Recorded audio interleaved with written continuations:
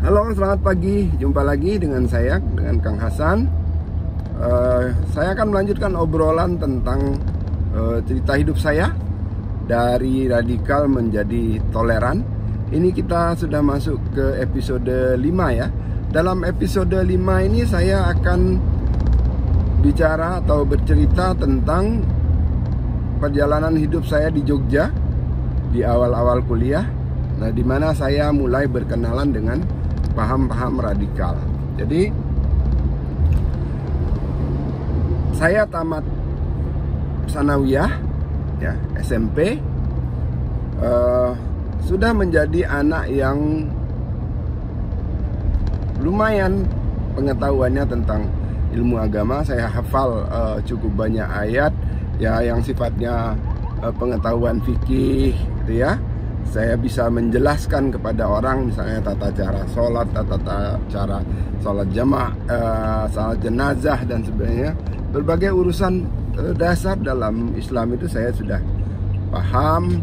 Juga bagaimana prinsip-prinsip akidah, hal-hal dasar soal ilmu tafsir, ilmu hadis, dan sejarah Islam saya juga. Pelajaran saya selama SMP itu saya rekam dengan cukup baik. Nah, dari sisi sikap saya juga sudah mulai tertib sholat ya, tertib sholat, tidak pernah meninggalkan sholat lagi gitu kan. Nah, cuman waktu SMA itu saya mulai bergaul dengan anak-anak nakal ya, anak-anak yang suka bolos sekolah, kemudian merokok, minum minuman keras. Nah, saya waktu itu bergaul, senang nongkrong dengan mereka, suka ikut juga kadang-kadang bolos. Tapi saya nggak pernah mau minum ya, karena tadi pengetahuan agama saya yakini tidak membolehkan saya minum minuman keras. Jadi saya sering nongkrong sama anak-anak nakal. Nah, sementara itu di rumah nih abang saya yang tertua yang jadi pengganti ayah lah selama kami belajar di kota, kan orang tua masih di desa sana. Nah, abang saya ini mulai aktif di Muhammadiyah. Jadi adik-adiknya semua diajak untuk ikut pengajian Muhammadiyah itu ya. Saya nggak pernah mau ikut kegiatan apapun Muhammadiyah itu, saya nggak pernah mau ikut. Saya lebih suka nongkrong dengan teman-teman saya. Nah, itu saya lalui selama SMA. Nah, saya di akhir SMA itu saya merasa sebenarnya bahwa selama SMA itu saya salah gaul. Ya, walaupun saya bisa jaga diri, saya bisa tetap jaga diri tadi untuk tidak minum. Kemudian prestasi belajar saya juga bisa saya pertahankan sehingga saya bisa masuk UGM. Tapi tetap saya ada hal yang saya sesali dari pergaulan itu. Karena saya berpikir mungkin hanya soal waktu saja saya tidak tergelincir untuk ikut pada hal-hal negatif itu gitu ya. Nah, kemudian saya berpikir waktu itu gimana caranya bisa keluar dari Pontianak ini, menjauh dari teman-teman saya yang nakal-nakal itu tadi. Itu salah satu cara saya. Nah, kebetulan saya lulus di UGM, dan ketika mulai lulus itulah saya mengatakan pada diri saya berjanji bahwa saya nggak akan lagi deh gaul-gaul kayak gitu gitu. Sekarang saya akan gaul yang meningkatkan ketakwaan saya.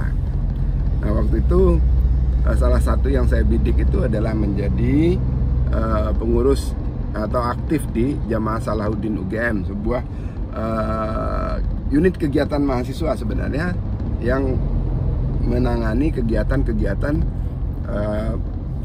kerohanian Islam ya, rohisnya UGM lah gitu ya. Nah, di samping itu saya sangat rajin mengikuti berbagai pengajian. Di kampus tuh ada banyak banget pengajian, dan di masjid-masjid juga. Jadi saya sering ikut pengajian di kampus-kampus. Nah, juga dalam obrolan antar teman tuh sering ngobrol soal agama. Nah, saya kuliah di Fakultas MIPA.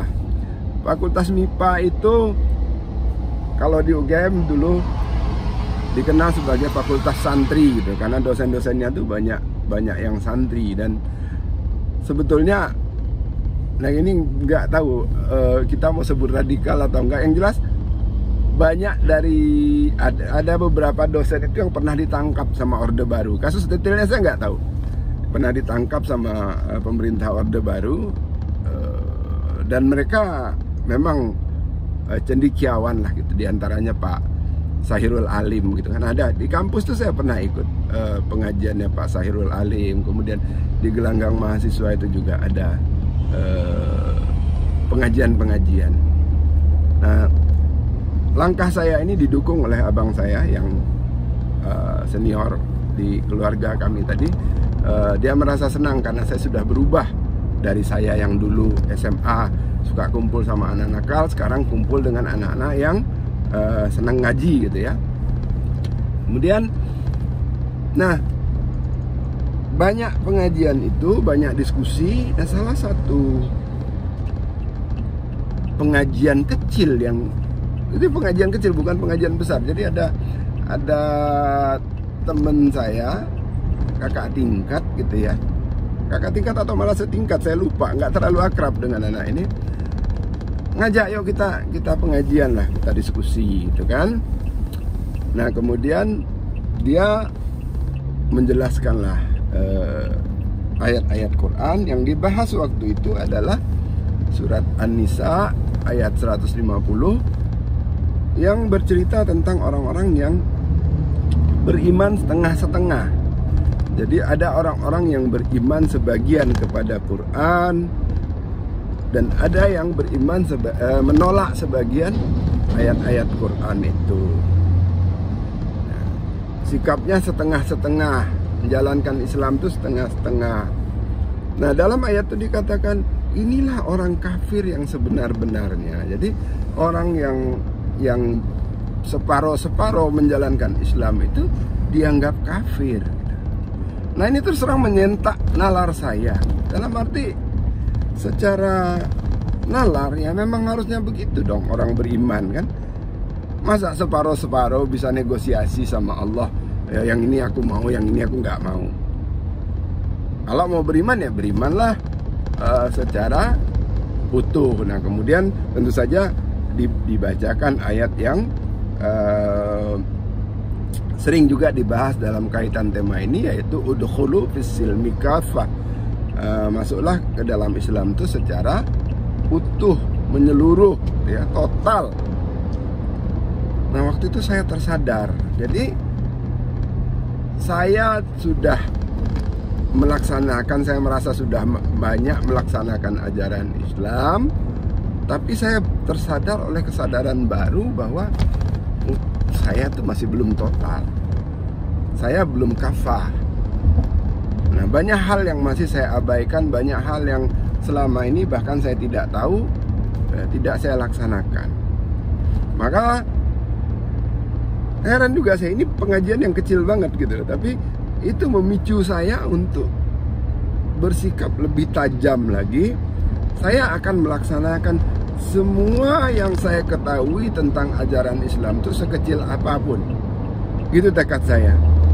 Dan saya mulai mencari apa hal-hal yang perlu saya lakukan, tidak boleh saya lakukan, dan seterusnya. Nah, kemudian di shopping di Jogja itu ada kawasan pasar yang jual buku-buku bajakan, namanya shopping. Di shopping tuh saya beli beberapa buku agama, ya mulai lebih banyak membaca buku. Saya ingat saya membeli beberapa buku Yusuf Qaradawi ya, salah satunya Halal dan Haram gitu ya. Kemudian juga buku yang waktu itu banyak mewarnai pemikiran saya, buku Khilafah dan Kerajaan ya, tulisan Abul A'la Maududi, dan banyak sih buku-buku, termasuk buku-buku Kang Jalal gitu ya. Mizan itu banyak menerbitkan buku-buku yang disukai lah pada masa itu. Nah, salah satu yang fokus saya baca itu kitab Riyadhus Shalihin, itu tentang hadis-hadis ya, hadis-hadis yang memberikan banyak informasi tentang apa yang boleh dan apa yang tidak boleh. Nah, mulailah di situ. Biasanya dulu makan tangan kiri cuek aja. Zaman itu udah nggak mau makan tangan kiri, selalu makan pakai tangan kanan. Juga nggak mau makan berdiri, nggak mau nggak mau makan berdiri, nggak mau makan pakai tangan kanan gitu ya. Nah, kemudian nggak mau salaman sama cewek, dan waktu itu ya boncengan sepeda motor tuh juga nggak boleh gitu, karena pasti senggolan kan. Nah, jadi haram itu semua gitu. Udah mulai sangat ketat soal halal haram, termasuk saya mulai berpikir ini musik kayaknya haram gitu ya. Suka nonton bioskop, ini nonton bioskop gimana ya gitu kan. Nah, jadi terus berproses untuk memperbaiki diri menurut versi saya. Tapi saya nggak pakai celana cingkrang gitu ya. Celana saya biasa saja, karena kebetulan waktu itu saya pernah ikut pengajiannya Pak Sairul Alim. Nah, ada yang nanya soal celana cingkrang ini. Pak Sairul Alim menjelaskan bahwa hadis larangan memakai pakaian yang menutup mata kaki itu terkait dengan kesombongan katanya. Artinya orang zaman dulu tuh kalau bajunya tuh sampai ngelewati mata kaki itu dianggap orang kaya. Nah, itu Nabi itu cuma menganjurkan agar tidak berpakaian seperti itu, agar nggak nampak sombong gitu. Jadi saya nggak pernah pakai celana cingkrang. Tapi dalam banyak hal saya mencoba untuk melakukan apa saja yang saya baca ada hadisnya. Wah, ini harus segera saya laksanakan. Karena hadis-hadis di kitab tadi Riyadhus Shalihin itu adalah hadis-hadis yang sahih gitu. Nah, kalau sahih berarti kan asalnya dari Nabi. Kalau asalnya dari Nabi harus saya laksanakan dong. Itu logikanya ya. Sama saja tadi cerita tentang beriman secara utuh tadi. Masa iya gitu kan, kita punya bos. Logika saya waktu itu, saya punya bos, sebagian perintahnya saya laksanakan, sebagian perintahnya saya abaikan, kan nggak mungkin. Jadi kalau patuh itu ya patuhlah secara total. Jadi pada waktu itu saya bertekad untuk seperti itu, untuk menjadi orang yang patuh secara total ya. Jadi mulailah hal-hal yang saya ceritakan tadi. Dengar musik itu sudah saya kurangi, tapi masih suka juga gitu ya. Yaitu nggak mau salaman. Prosesnya juga bertahap sih, nggak tiba-tiba jegrek nggak mau semua, tapi pelan-pelan. Ada yang saya sadari belum bisa saya tinggalkan gitu ya. Tapi seperti dengerin musik tadi itu kan susah banget mau ninggalinnya ya. Tapi ya pelan-pelan saya mengajari diri saya untuk meninggalkan itu. Kalau nggak mau salaman dengan cewek itu gampang lah. Kebetulan juga di fakultas itu nggak banyak temen cewek gitu, jadi dan juga nggak perlu salam-salaman gitu. Jadi nggak perlu lah gitu. Jadi itu yang saya jalani di awal-awal kuliah di Jogja tahun-tahun pertama itu. Saya sedang mengalami proses itu, proses untuk beragama secara total. Bagi saya inilah pintu saya untuk masuk ya, tadi berpikir tentang negara dan sebagainya, masuknya dari situ. Karena nanti kita bicara negara ya, negara itu bagian dari menegakkan syariat Islam, bagian dari menegakkan tata cara hidup Islam, bagian dari menegakkan ajaran Islam secara utuh. Jadi saya mulai dari situ. Jadi sekali lagi pemicunya tuh kecil sekali. Ada pengajian oleh senior saya dan dia sebetulnya juga tidak ada bahas hal-hal lain yang radikal dalam arti kita harus ini negara dan sebagainya. Cuman pikiran saya sendiri yang terpicu untuk berpikir bahwa saya harus lebih dari sekarang dalam melakukan agama. Saya harus lebih dari saya yang kemarin-kemarin dalam pelaksanaan ajaran Islam. Begitu dulu episode ini ya. Setelah ini saya akan masuk pada episode tentang ikut kajian-kajian yang lebih tajam, kemudian juga tentang bagaimana relasi dengan orang-orang Kristen. Ikuti terus, sampai ketemu di episode berikutnya.